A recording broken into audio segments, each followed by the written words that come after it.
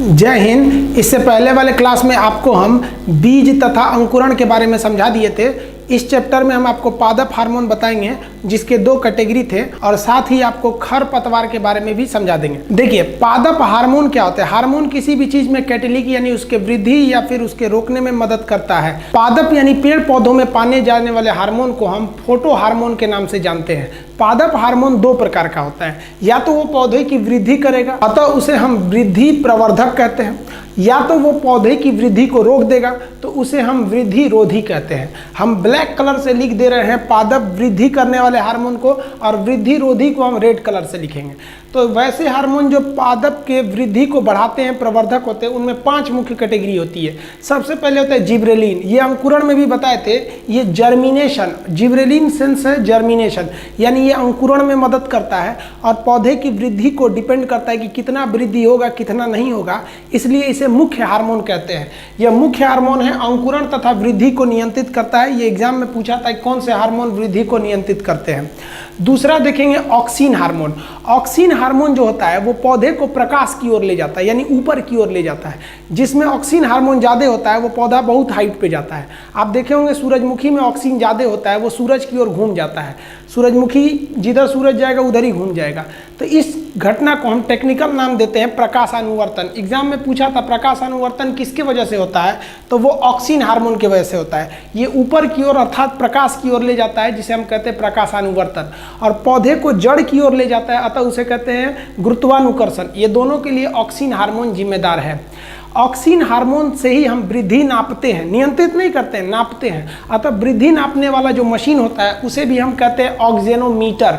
इस ऑक्जेनोमीटर से हम ऑक्सीन हार्मोन की उपस्थिति की मदद से पौधे की वृद्धि को नापते हैं। ये ऑक्सीन हार्मोन पौधे के साथ उगने वाले खरपतवार को नाश कर देता है। अभी समझाएंगे कि खरपतवार क्या होता है। तो ये 2 हार्मोन समझ में आ गया।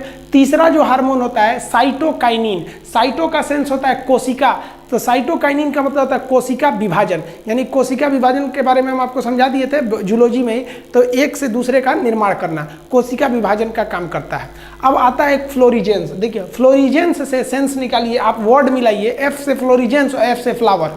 तो फूल खिलाने में फ्लोरिजेंस मदद करता है। देखिए, जिसमें फ्लोरिजेंस ज़्यादा रहेगा उसमें फूल काफ़ी ज़्यादा खिलेंगे। जैसे गजला का फूल, जैसे साउथ में देखिए ना हीरोइन सब बाल में गजला लगा के रखी रहती है। चमेली का फूल, इसमें फ्लोरिजेंस ज़्यादा रहते हैं, वो ज़्यादा खिलते हैं। जिसमें फ्लोरिजेंस कम रहते हैं उसमें फूल बहुत कम लगते हैं। तो फ्लोरिजेंस फूल खिलाने में मदद करता है। 5वां वृद्धि हार्मोन जो होता है वो ट्राउमेटिन होता है। ट्राउमेटिन पेड़ पौधों के घाव को भरता है। अगर आप कहीं पेड़ को काट देंगे तो वहाँ देखिएगा गोंद लासा बन जाएगा या गांठ बन जाता है, तो वो ट्राउमेटिन के द्वारा होता है। अतः यह 5 हार्मोन जो होते हैं वो वृद्धि में सहायक होते हैं। आप इसका स्क्रीनशॉट लेना चाहते हैं तो ले सकते हैं। अब वृद्धि रोधी हार्मोन के बारे में हम आपको समझा देते हैं। देखिए, वृद्धि रोधी हार्मोन वैसे हार्मोन होते हैं जो पौधे की वृद्धि को रोकते हैं। इसमें सबसे महत्वपूर्ण होता है एब्सिसिक एसिड। इस एब्सिसिक एसिड को शॉर्टकट में ABA कहते हैं। एग्जाम में अक्सर ABA से आता है। ये वृद्धि रोकता है, हर चीज में बाधा डालता है। पौधे के अंकुरण रोक देता है, उसकी वृद्धि रोक देता है, उसमें कोशिका विभाजन को क्या करता है, रोकता है। तो अतः ये वृद्धि रोधी है। मुख्य रूप से यही वृद्धि रोधी होता है।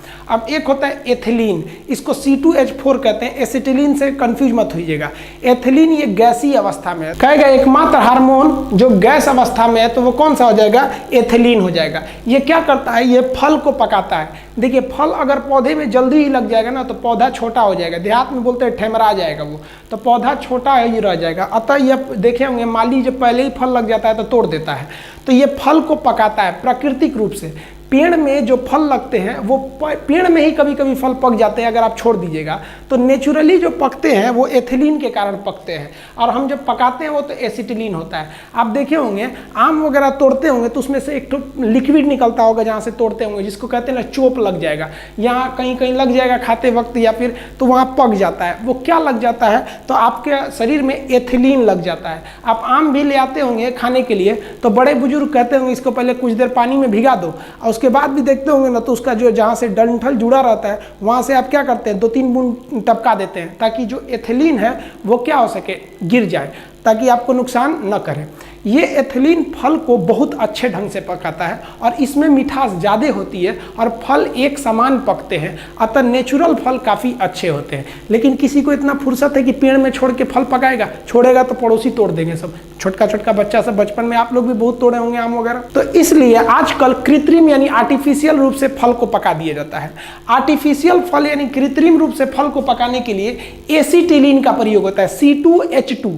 तो एसिटिलीन जो होता है वो कृत्रिम रूप से पकाता है। एसिटिलीन कैसे निकालते हैं, तो कार्बाइड लाते हैं लोग पकाने के लिए, जिसे हम कैल्शियम कार्बाइड कहते हैं। उसमें हल्का नमी यानी पानी मार देते हैं तो उससे एक गैस निकलती है, जिस गैस को कहते हैं एसिटिलीन गैस, और यहाँ पे चूना बच जाता है। तो यही एसिटिलीन गैस फल को पका देता है। अब इसमें खराबी क्या होता है, जिधर ज़्यादा लगेगा उधर का फल ज़्यादा पक जाएगा, जिधर कम रहेगा उधर का फल कम पकेगा।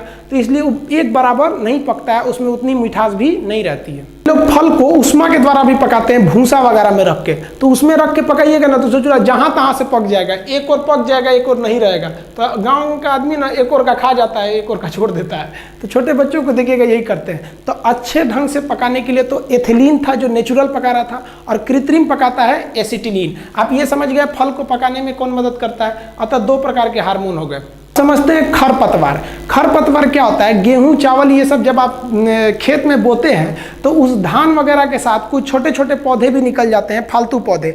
ये फालतू पौधे आपके अनाज को दिए जाने वाले जल, उसमें दिए जाने वाले पोषक पदार्थ, खाद, यूरिया, पोटास, इस सब का सेवन करने लगते हैं और खुद बढ़ने लगते हैं। इसमें कोई फल वगैरह होता नहीं है। अतः आपका जो पैसा और जो मेहनत है वो दूसरा ले रहा है, और जो आपके अनाज को जितना मात्रा मिलनी चाहिए उतना नहीं मिल पाता है। तो ऐसे अनावश्यक, इसको एग्जाम में पूछा था कि अवांछनीय, अवांछनीय मतलब जिसको आपकी जरूरत नहीं है। तो अनावश्यक उगने वाले पौधों को हम क्या कहते हैं, वीड्स कहते हैं। इसी को हम लोग कहते हैं खरपतवार। इसको मारना जरूरी है। तो जिस दवा से हम इस खरपतवार को मारते हैं उस दवा को हम कहते हैं खरपतवार नाशी।